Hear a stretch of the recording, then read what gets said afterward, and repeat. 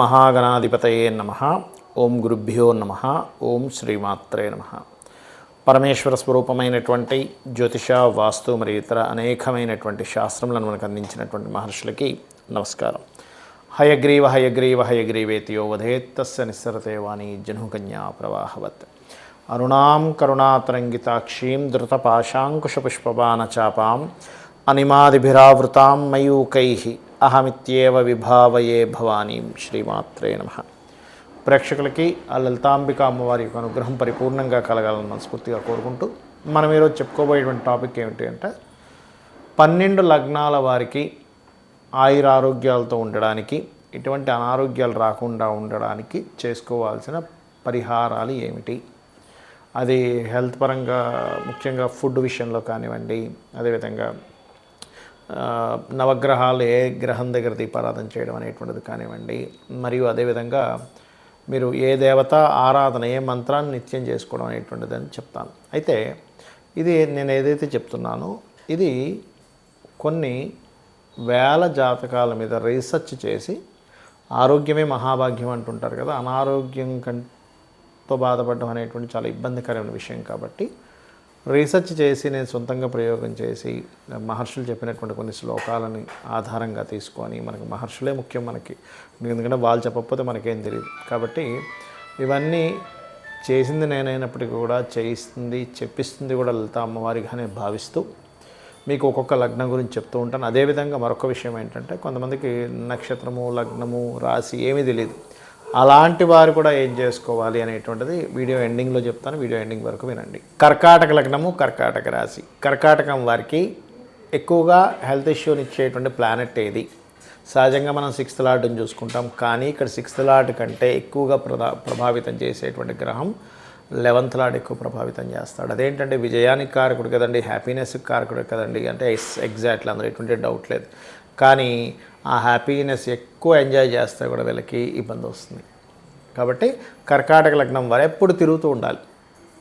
Moving లగ్నా కదా, అందుకని తిరగడం ఉంటుంది వాళ్ళకి సహజంగా కూడా. కాకపోతే ఈ లగ్నాధిపతి వెళ్ళి స్థిర రాశులతో సంబంధం వస్తే మళ్ళీ తగ్గుతుంది.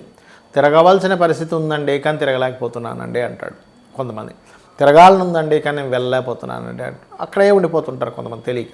అప్పుడు ఇబ్బంది అవుతుంది. అలా కాకుండా చెర సంబంధం వచ్చింది, అప్పుడు ఎక్కువగా తిరుగుతారు, వాళ్ళకి అనారోగ్య సమస్యలు కూడా రావు.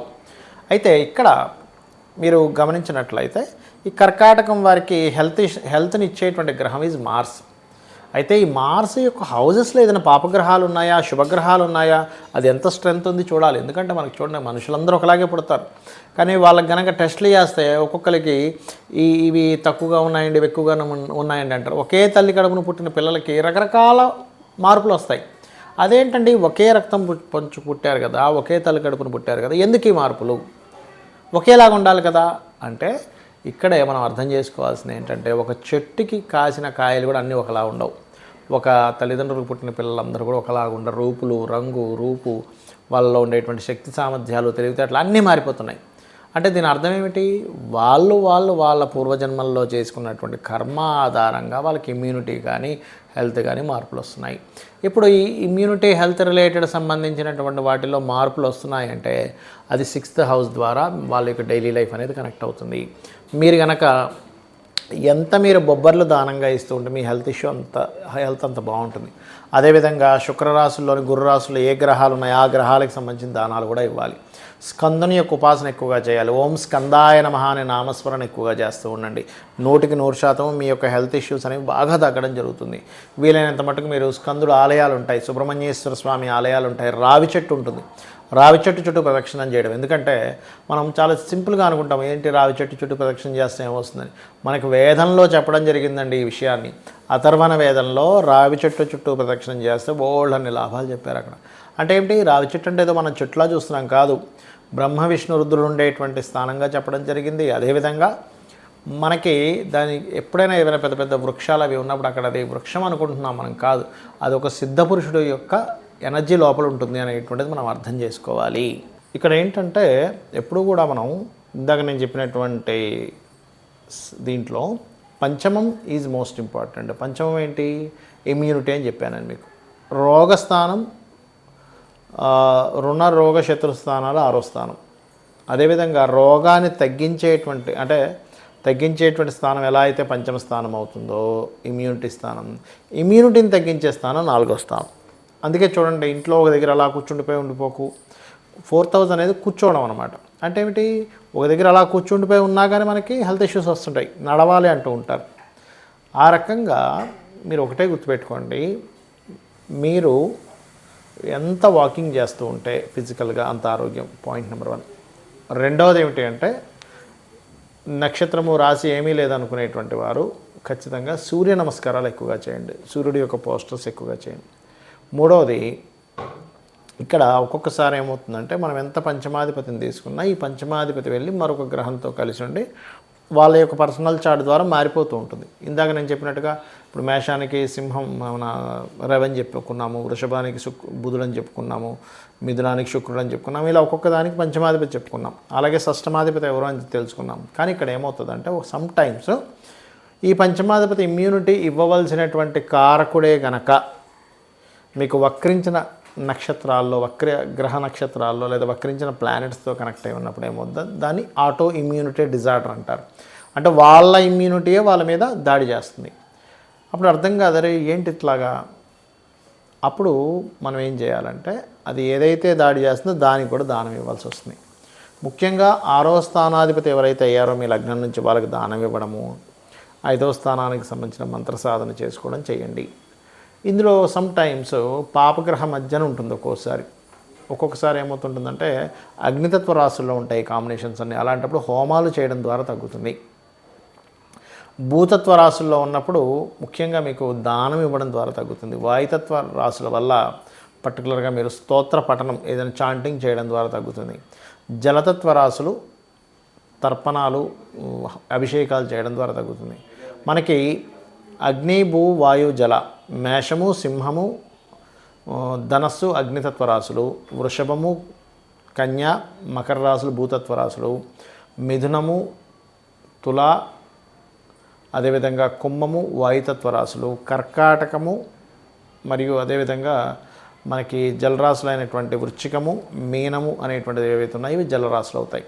అంటే అగ్ని, భూ, వాయు, జల మేషం నుంచి వరుసగా తీసుకుంటే అగ్ని, భూ, వాయు, జల వరుసగా అవుతూ ఉంటాయి. అంటే మేషము, వృషభం, మిథునం, కర్కాటకం, అగ్ని, భూ, వాయు, జల. మళ్ళీ సింహం, కన్య, తుల, వృశ్చికం, అగ్ని, భూ, వాయు, జల. ధనస్సు, మకరం, కుంభం, మీనం, అగ్ని, భూ, వాయు, జల ఇలా తీసుకోవాలి. అయితే ఇక్కడ కొన్నిసార్లు మీకు దాన సంబంధించినవి అవనప్పుడు దానము వీటన్నిటితో కూడా ఇంకా సరిపోదు. ఎందుకంటే పూర్వజన్మ కర్మ వల్ల మనకి ఇది వస్తూ ఉంటుంది, అనారోగ్యం అనేటువంటిది. అంటే పూర్వజన్మ కృతం పాపం వ్యాధి రూపేణ పీడితం. నేను చాలామందిని చూసా, చాలా ఎన్నో సంవత్సరాల నుంచి ఎక్సర్సైజులు కూడా చేస్తున్నామండి, కానీ నాకు ఎందుకన్నా ఆరోగ్యం వచ్చిందంటారు. ఎక్సర్సైజ్ చేయడం వల్ల మీకు రావాల్సిన పెద్ద అనారోగ్యం కూడా తగ్గుతుందో ఎటువంటి డౌట్ లేదు. కాకపోతే బాడీ ఫిట్నెస్ ఉంటుంది, కానీ రోగం రాకూడదని రూల్ ఉండదు. ఎందుకు అంటే రోగం అనేటువంటిది మీ జన్మజాతకంలో ఉన్నటువంటి 6th lord 4th lord active అయ్యారా, 5th లార్డ్ డియాక్టివ్ అయిపోయాడా అనే దాని మీద ఆధారపడి ఉంటుంది. కాబట్టి ఒకటే గుర్తుపెట్టుకోండి, కొన్ని రోగాలకి లైఫ్ లాంగ్ చేసుకోవాల్సి వస్తుంది. కొన్ని మంత్రాలు కొన్నిటికి ఆ పర్టికులర్ పీరియడ్ వరకు చేసుకోవాల్సి వస్తుంది. అదేంటో తెలుసుకోవాలి. అదేవిధంగా అస్సలు రోగం రాకుండా మనకు ఉండాలి అంటే ముఖ్యంగా మీరు అర్థం చేసుకోవాల్సింది సూర్య నమస్కారాలు చేసుకుంటూ మనం తీసుకునే ఫుడ్ ద్వారా రోగం అనేటువంటిది వస్తుంది. గుర్తుపెట్టుకోండి, మనం ఎటువంటి ఫుడ్ తీసుకుంటున్నాము, అందులో మనకు కావాల్సినవి ఉన్నాయా లేవా, మనకు కావాల్సినవి మన బాడీని పాడు చేసే హాని చేసేవి తింటున్నామా. మరి అందరికీ అన్నీ తెలియదు కదా. అలాంటప్పుడు శాస్త్రంలో చెప్పింది ఏమిటంటే, బాగా నవిలి మీరు తినేటప్పుడు క్రీమ్, అచ్యుత, అనంత, గోవింద అనే నామాన్ని అనుకుంటూ తినండి. ఒక 30 సార్లు కనీసం నవలాలి, 32 సార్లు నవలాలని చెప్తుంది ఆయుర్వేదం అయితే. కాబట్టి ఇచ్చేయండి. అదేవిధంగా మరొక విషయం ఏంటంటే, ఈ కొంతమందికి దానాలు ఇవ్వలేని వాళ్ళు ఉంటారు. ఏమండి మేము దానం ఇవ్వలేను, నా దగ్గర డబ్బులు లేవు, కానీ అనారోగ్యంతో బాధపడుతున్నాను అనుకునేటువంటి వారు ఓం సర్వవ్యాధి ప్రశమని సర్వమృత్యు నివారిణి అగ్రగణ్య అచింత్య రూప కలికల్మషనాశిని నమః చేసుకోవాలి. చేసుకుంటూ ఉంటే ముఖ్యంగా ధ్యానంలోకి వెళ్ళి శ్వాస మీద ధ్యాస, అంటే ఇక్కడ కాన్సన్ట్రేషన్ చేసినట్లయితే శ్వాస మీద ధ్యాస ఆటోమేటిక్గా కనెక్ట్ అవుతుంది. ధ్యానం అనేటువంటిది పంచమ స్థానానికి సంబంధించింది, మంత్రం అనేటువంటిది పంచమ స్థానానికి సంబంధించింది. అదేవిధంగా మీరు ఏదైనా చాంటింగ్ చేస్తున్నారు పంచమ స్థానానికి సంబంధించింది. కాబట్టి ఏంటి, ఈ ధ్యానము మంత్రం ఇవి చేయడం ద్వారా కూడా మీకు చాలా మటుకు పూర్వజన్మ కర్మలు దగ్ధమవుతాయి. అందులో ముఖ్యంగా లలితా సహస్రనామాలు, సూర్య నమస్కారాలు, మీకు దగ్గరలో ఆలయం ఏదైనా ఉన్నట్లయితే ఆ యొక్క ఆలయాలకు వెళ్ళి అక్కడ మీరు ఏదైనా సరే మీకు తోచినటువంటి పరిహారం చేయడము, అంటే అక్కడ మీరు సేవ చేయడం ముఖ్యంగా చేసినట్లయితే ఖచ్చితంగా మీకు ఉన్నటువంటి అనారోగ్యాలు తగ్గాలని, అమ్మవారు మీకు తగ్గించాలని మనస్ఫూర్తి కోరుకుంటూ శ్రీమాత్రే నమః.